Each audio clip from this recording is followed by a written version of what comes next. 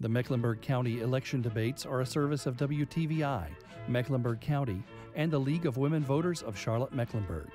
The views and opinions expressed in these debates are those of the candidates and do not necessarily represent the views of WTVI, its management, Mecklenburg County, or the League of Women Voters.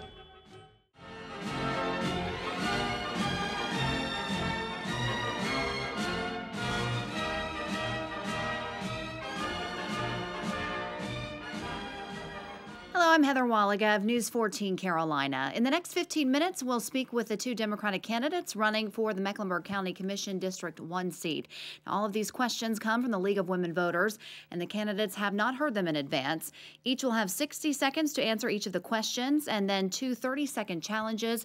If they wish to challenge their opponents, they can hold up their yellow challenge card in front of them. Now, at this time, we'd like to go ahead and introduce the candidates. We have Mr. Keith Bradford here to my right. Mr. Bradford, thanks for being here. Thank you for having me. Also, Mr. Leonard Richardson here to my left. Mr. Richardson, thanks for being here as well.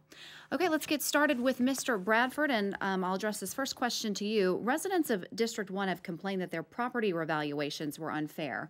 What is your stance on this issue, and how can the process be improved?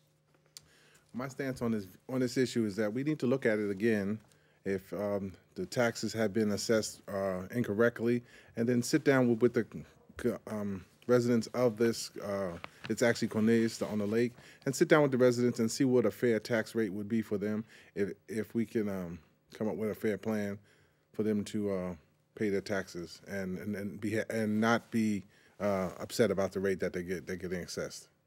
Mr. Richardson, what is your stance on the property revaluation issue?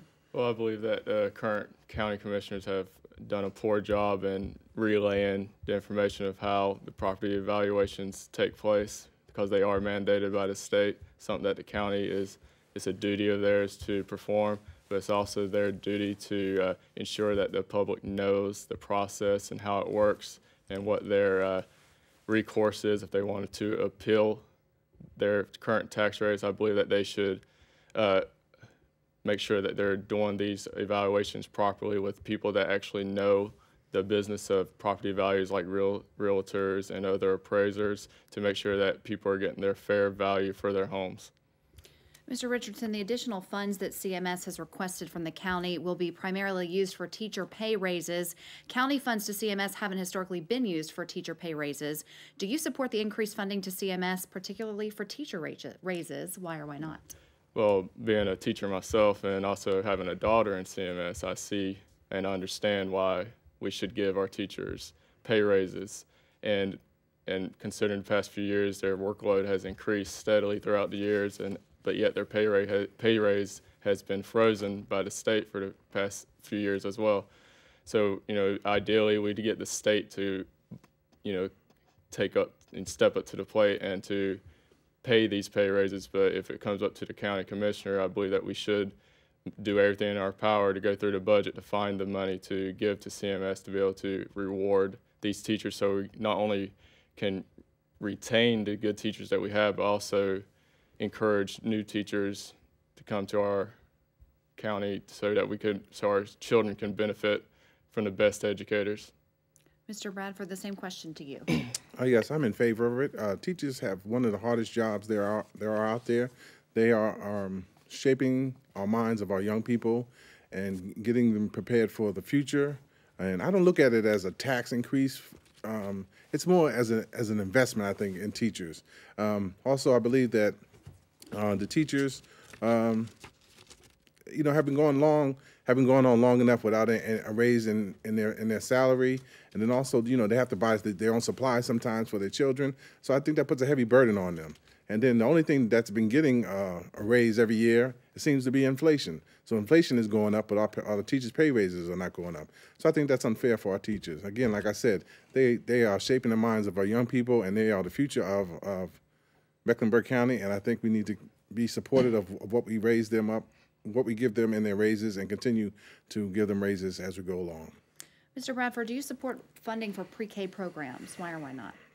Yes, I think I'm a strong component of that. My daughter, who is now in first grade in CMS, she was a component of the early childhood development system, and I think it's a good it's a great program because, you know, kids need that interaction with other children. You know, it's important at that young age because a young mind is a very, at a young age, their minds are very influential. So I think they need to be put into these classes where they have other kids of other nationalities, other races, so they learn how to interact with other children, and then also but you're giving the parents a break, so the kids are, you know, they're going to school sometime during the day, and they give the parents a break, and then the programs are very good in terms of learning.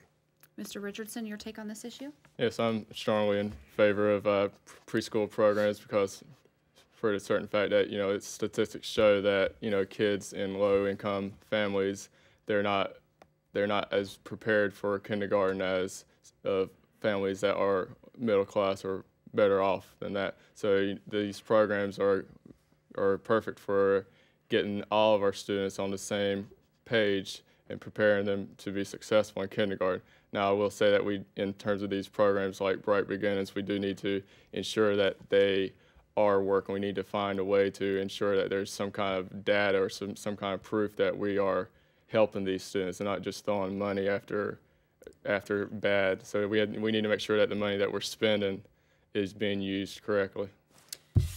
We have a rebuttal. Mr. I just want to say, I don't think just the Bright Beginnings is just for our low income families. I think it affects everybody. I mean, just not, you know, the low income people. I think it also affects people that have the higher income also. So I don't think it's just for those families. And Mr. Richardson, what is your stance on supporting the libraries and parks? Would you increase or decrease their funding? Why? And if you do support an increase, how would you fund that? Well, anytime you want to cut the funding of our libraries and our parks, those are institutes that affect our education and the health of our young people. This is an investment in our future, so it doesn't only hurt us in short term in terms of jobs, it also hurts us in the future with our investment with our education and our children. So I would be in favor of increasing the fund for that reason. Now, we could find money either through the private sector and donations and getting involved in that way, or we could find money through going through our budget and cleaning out the mess that's not there for programs that have been proven ineffective. Mr. Bradford? Yes, I think we need to support our parks and also our libraries. Some of our libraries are the only resource for some of our children that don't have computers at home. This is their only resource to use computers when they go to the library. It's a safe environment for them to get into if they need to go and read, and just give them something to get away to get away from. They have all these books there that they can learn and they let their imaginations grow. In terms of our parks, right now in Huntersville, we have a problem where we're almost out of space in terms of where the school kids have to play their soccer games and baseball games. You know, some of the schools they have their schedule is so tight that they can't have other people that want to use the school parks for other activities. So they have to use these park and rec parks in Huntersville. So I think we need to make sure we keep our parks open and available to not only just for the residents but also our students in schools for their games. Mr. Bradford, do you think county property owners are overtaxed? Why or why not? Tax, ooh, that's a good question. Mecklenburg is becoming whether we want to or not, we're becoming a metropolitan city. I think our taxes are where they should be at now, but we have to look at it again in the near future because we are growing very rapidly, and there's other programs that we need to get to start looking at to invest in. Our light rail system, the Red Line going up through Huntersville and up to Mooresville, that's something that's a hot topic up in District 1. So we need to really look at that.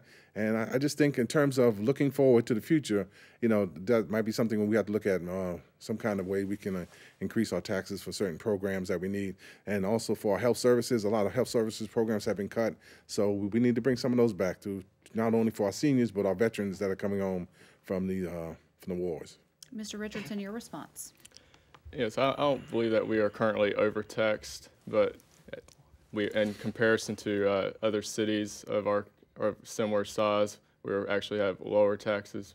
But if we do intend to grow, everything says that we're growing at one of the fastest pace in the country. So with that, we have to be able to build transportation routes like the light rail. We have to be able to build more schools. We have to be able to increase our health care. We have to be, everything has to grow, which costs money. So yes, that's the purpose of the evaluations, to see so that we can ensure that we have enough money to be able to pay for these services that we all want and need. Mr. Richardson, if you could finish this sentence, the role of county government and a county commissioner is? The role of county government, county commissioner, is to listen to the needs of their constituents, address those concerns, and to allocate funds to services that address the needs of the county. Mr. Bradford? The role of a county commissioner is to assess the budget for our education, for our teachers, and make sure that we have the right programs for our students. Also, we have to have a budget for our health services system, and also we have to make sure that we have the right amount of tax money available for our county roads and also for the infrastructure in Mecklenburg County.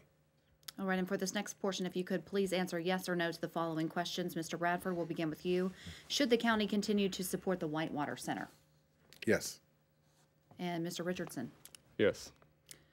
Mr. Richardson, are the jails underfunded? Yes. And Mr. Bradford? Jails underfunded. Yes. Mr. Bradford, should the city and county government be more consolidated? No. And Mr. Richardson, your response? Yes. And for this next question, if you could just provide a short answer, Mr. Richardson, what one department would you never cut funding for, if any? I would never cut funding for education, for the simple fact that that is the investment in our future for our children, as well as for our current unemployed workers who need additional education and vocational and technical training in order to be successful in the 21st century. And Mr. Bradford, your response? I would never cut funding for our education also. I believe that the children are our future. We need to invest in them now so we don't lose them to the jail system. Statistics say by the third grade, a child is either prone to continue or they're starting to build jail cells for them. So I want to make sure that we invest in our education so we're not sending our kids to jails, and we're just investing in them so we can have them, when they come out of school, they can be viable citizens of Mecklenburg and District 1. All right, and this time we'd like to give you each a chance to give a 30-second closing statement, and Mr. Bradford, will begin with you. Hello, my name is Keith Bradford, and I'm running for County Commissioner District 1. I'm different from my opponent because I have been a consistent voter. I also am involved very heavily with issues up in Huntersville. I'm part of the HELP initiative where several churches got together to look at the situation going up in Huntersville. I want to represent everybody in Huntersville. Whether you live on the lake in the $1 million homes or you live in the double wides. I want to represent all candidates in District 1. Mr. Richardson, your closing statement, please. Hello, I'm Leonard Richardson, and I am different from my candidates in the sense that I am a teacher. I am involved in the education system. I have a unique perspective of what needs to be done to help our education be improved. I also want to ensure that everyone is represented in my district. They can go to my website, voteforrichardson.com, and email me, call me. They can reach me on Facebook anyway, and their needs and concerns will be addressed appropriately. All right, we want to thank Mr. Richardson and Mr. Bradford both for being here, our Democratic candidates for Mecklenburg County Commission District 1. And don't forget to vote on Tuesday, May 8th. For more information on the candidates and the issues, go to WTVI.org/debates.